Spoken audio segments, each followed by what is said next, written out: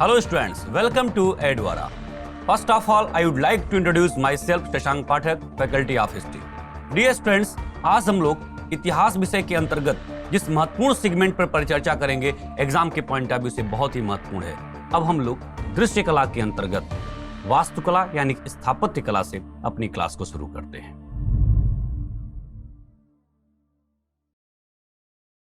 वास्तुकला यानी कि स्थापत्य कला की जो क्लास है, यानी कि जो विषय वस्तु है, वह सिंधु घाटी की सभ्यता से प्रारंभ होती है. क्योंकि उससे पहले का जो समय रहा है, आप देखेंगे वहां पर वास्तुकला के उदाहरण नहीं दिखते हैं या न के बराबर. सिंधु घाटी सभ्यता से ठीक पहले हम लोग अगर स्टोन एज की बात करें, पाषाण काल की बात करें, तो आपको याद होगा कि हम लोगों ने भीमबेटका की गुफाओं की चर्चा की, जहां पर चित्रकला के बारे में जानकारी प्राप्त होती है. तो बिल्कुल आपको घबराना नहीं है. सामान्य रूप से इस बात को समझना है कि वास्तुकला जिसका प्रथम साक्ष्य या जहां से हम अपनी क्लास की शुरुआत करेंगे वह सिंधु घाटी की सभ्यता होगी.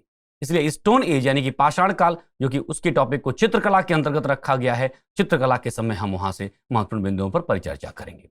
तो आइए वास्तुकला के अंतर्गत, स्थापत्य कला के अंतर्गत हम लोग सिंधु घाटी की सभ्यता से अपनी क्लास को प्रारंभ करते हैं. हड़प्पा सभ्यता का उद्भव 3री सहस्त्राब्दी ईसा पूर्व के उत्तरार्ध में हुआ.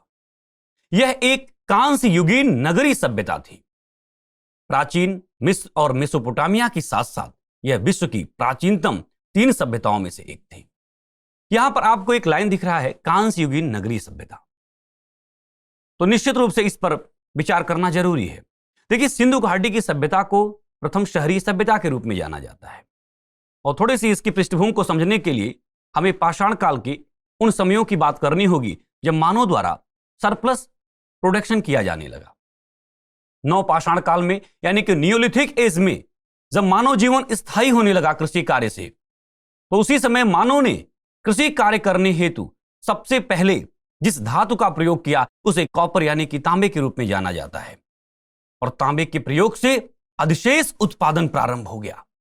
और जब अधिशेष उत्पादन प्रारंभ हुआ तो जो गांव थे वह उन्नत स्थिति में आने लगे. और परिणाम यह हुआ कि अधिशेष उत्पादन ने आने वाले समयों में एक संस्कृति को जन्म दिया और एक सभ्यता को जन्म दिया. सरप्लस फूड प्रोडक्शन, अधिशेष उत्पादन ने जिस संस्कृति को जन्म दिया उसे विकसित ग्रामीण संस्कृति कहा गया. उसी को ताम्रपाषाण काल के रूप में जाना गया. जिस सभ्यता को जन्म दिया उसे सिंधु घाटी की सभ्यता या प्रथम शहरी सभ्यता के रूप में जाना गया.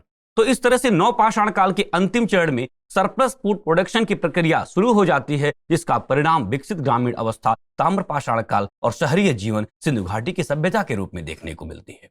उसी सिंधु घाटी की सभ्यता के लोगों के द्वारा जब तांबे में टीन को मिला करके द्रव्यमोम विधि यानी कि पिघला करके एक नए धातु को बनाया गया, तो वह नया धातु कांसा था यानी कि ब्रोंज.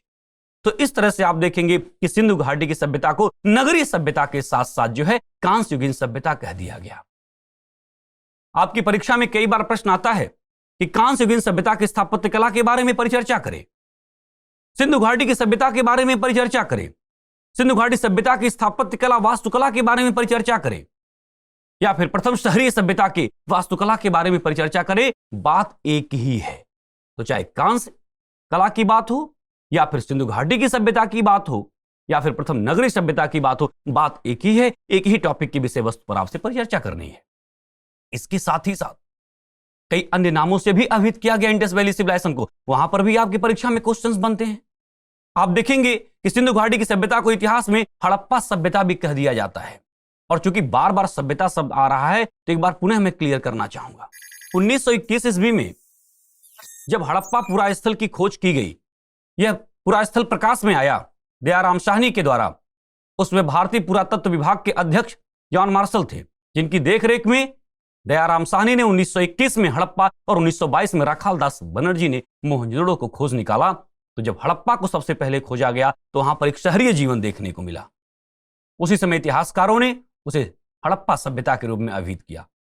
लेकिन ठीक 1 साल बाद हड़प्पा की तरह मोहनजोदड़ो भी प्रकाश में आ गया. मोहनजोदड़ो की जो वास्तुकला है वह हड़प्पा की तरह थी, अमूमन हड़प्पा की तरह थी. तो इसलिए हड़प्पा को हड़प्पा सभ्यता कहे, फिर मोहनजोदड़ो को मोहनजोदड़ो की सभ्यता कही जानी थी. जबकि दोनों एक जैसे दिख रहे थे, लगभग समानता थी. तो कहीं कहीं इतिहासकारों में अब ये विचार का विषय बना। जब तक इतिहासकार विचार विमर्श करें और किसी एक नियत स्थिति पर आए, तब तक बहुत सारे पुरा स्थल की खोज हो चुकी थी और सब में लगभग समानता देखने को मिली। ये जो पुरा स्थल थे, आप देखेंगे पंजाब और उसके आसपास के क्षेत्रों तक फैले हुए थे। बात नदियों की जाए तो सिंधु घाटी की सभ्यता सिंधु नदी और उसके आसपास के नदियों के किनारे फली फूली, इसीलिए इसको हड़प्पा और मोहनजोदड़ो की सभ्यता ना कह करके सिंधु घाटी की सभ्यता कह दिया गया।